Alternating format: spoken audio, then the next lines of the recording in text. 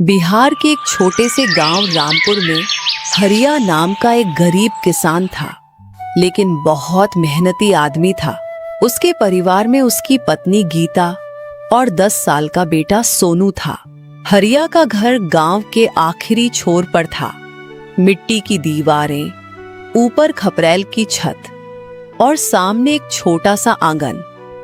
बरसात में छत से पानी टपकता था और गर्मियों में मिट्टी की दीवारें तपने लगती थीं। हरिया के पास अपनी जमीन नहीं थी। कभी किसी किसान के खेत में मजदूरी मिल जाती, तो कभी किसी के घर में बोरी उठाने या लकड़ी काटने का काम। कई बार ऐसा भी होता कि वह सुबह से शाम तक काम की तलाश करता रहता, लेकिन खाली हाथ घर लौटना पड़ता। फिर भी हरिया अपने परिवार के सामने कभी हिम्मत नहीं हारता था। एक शाम वह खाली हाथ घर लौटा। गीता चूल्हे के पास बैठी थी और एक बर्तन में थोड़ी सी दाल बना रही थी। आज भी काम नहीं मिला? हरिया ने चुपचाप सिर हिला दिया। मिला था, लेकिन आधे दिन का ही।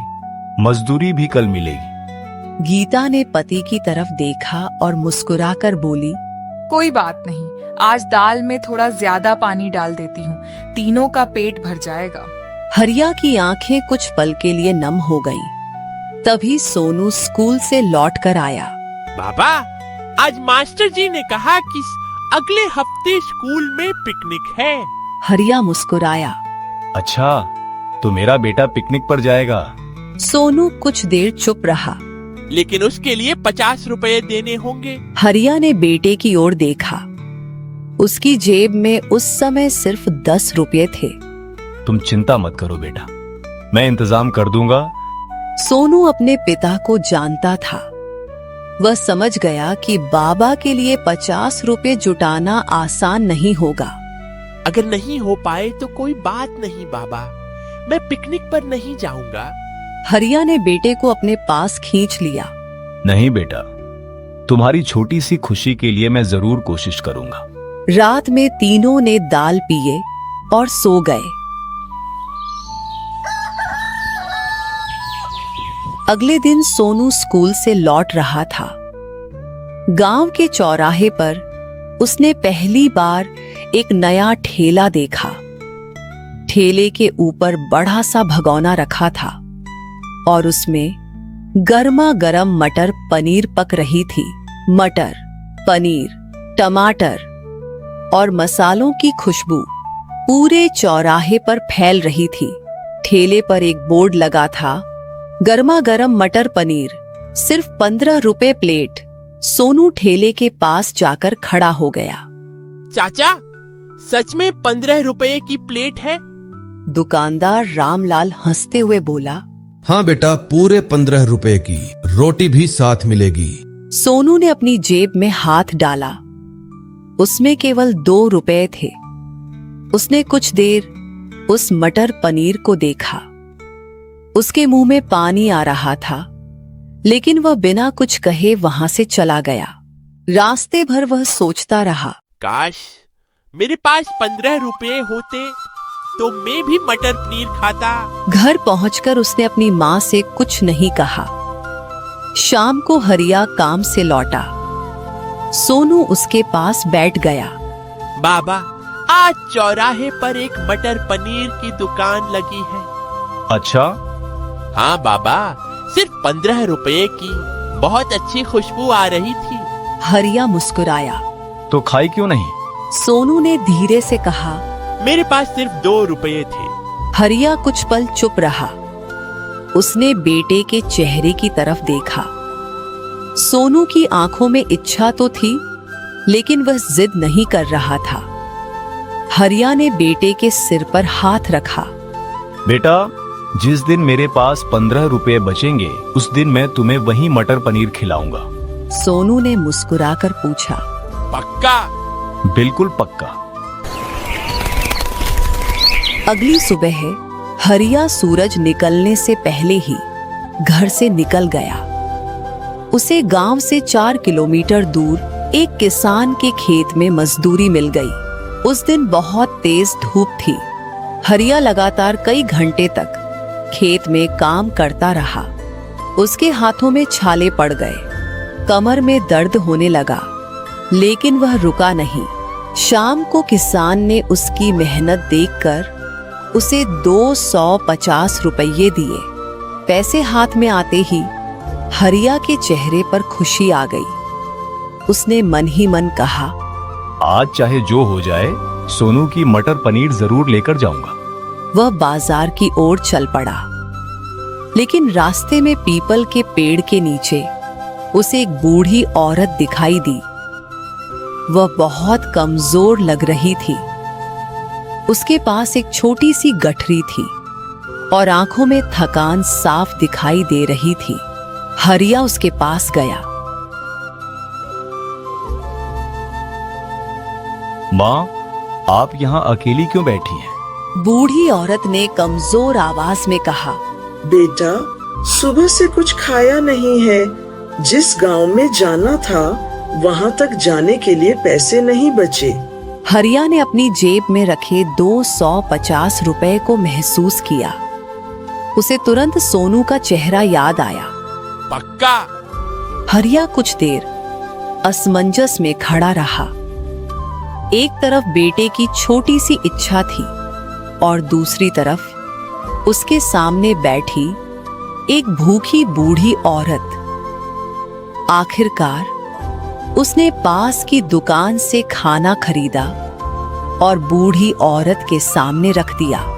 माँ, पहले पेट भरकर खाना खाइए, रास्ते की चिंता बाद में करेंगे। बूढ़ी औरत की आंखों में आंसू आ गए। बेटा, मेरे पास तुम्हें देने के लिए कुछ नहीं है।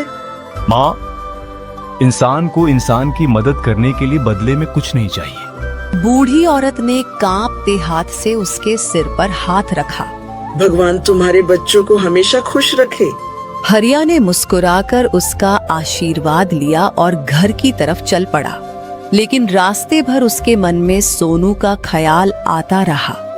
घर पहुंचते ही सोनू दौड़कर आया। बाबा ले आए। हरिया कुछ नहीं बोला। सोनू ने उसकी खाली हथेली देख ली। उसकी मुस्कान धीरे धीरे गायब हो गई। आप नहीं ला पाए। हरिया ने बेटे के कंधे पर हाथ रखा। बेटा, रास्ते में एक दादी मिली थी, वह बहुत भूखी थी। मैंने उनके लिए खाना खरीद लिया। कुछ पल के लिए घर में बिल्कुल शांति छा गई। हरिया को लगा कि शायद सोनू नाराज होगा, लेकिन सोनू ने धीरे से पिता का हाथ पकड़ लिया।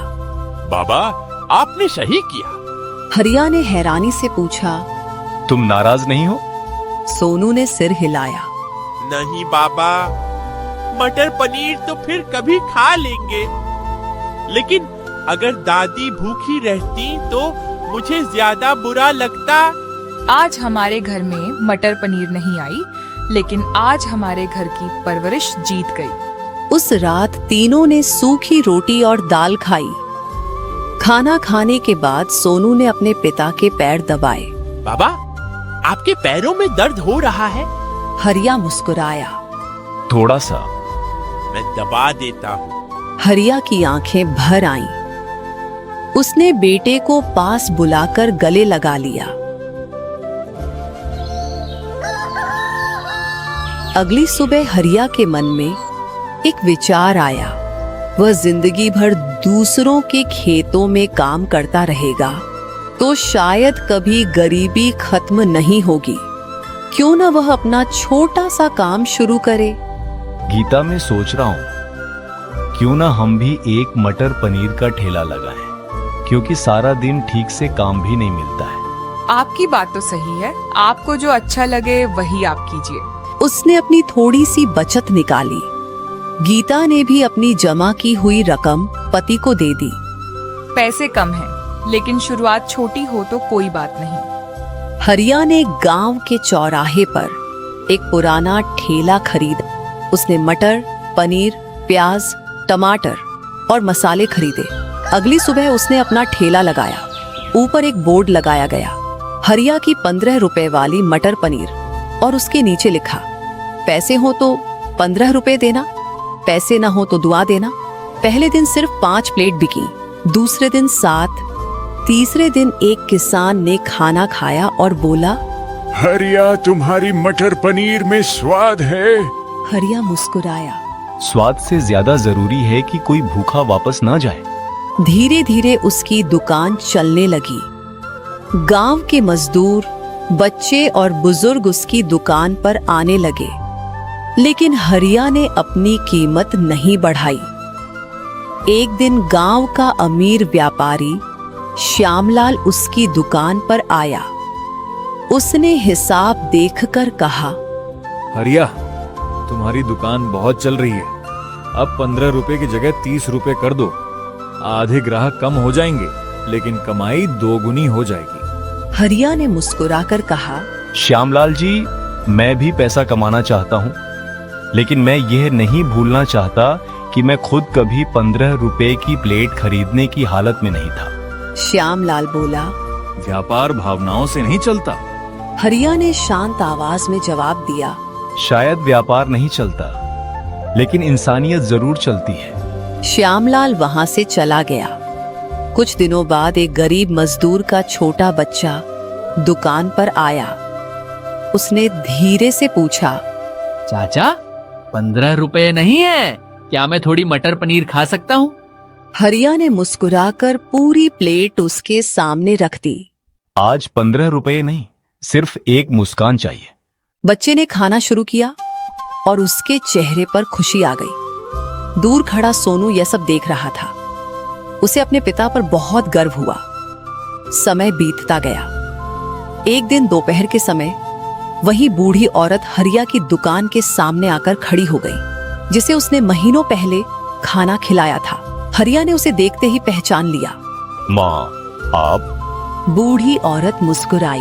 बेटा, उस दिन तुमने मुझे खाना खिलाया था। मैंने उसी दिन भगवान से कहा था कि एक दिन तुम्हें जरूर ढूंढूंगी। हरिया ने तुरंत उसके लिए गर्मा गर्म मटर पनीर बनाई। माँ, आज पैसे नहीं देने हैं। बूढ़ी औरत ने पूछा, क्यों बेटा? उस दिन आपने मुझे दुआ दी थी, आज उसी दुआ का स्वाद आपको खिला रहा हूँ। बूढ़ी औरत की आंखों से आंसू निकल आए। बेटा, उस दिन तुमने मुझे सिर्फ खाना नहीं दिया था, तुमने मुझे यह भरोसा दिया था कि दुनिया में अभी भी अच्छे लोग हैं। सोनू पास खड़ा सब सुन रहा था। वह पिता के पास आया और बोला,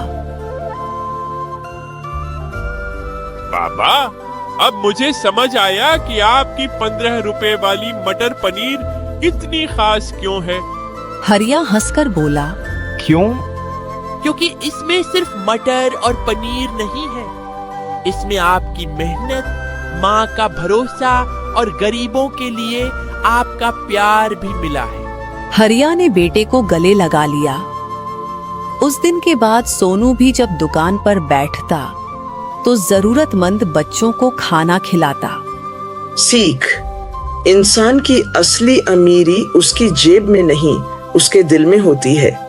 मेहनत से कमाया हुआ छोटा सा पैसा भी बहुत बड़ा बन जाता है अगर उसमें किसी जरूरतमंद की मदद शामिल हो।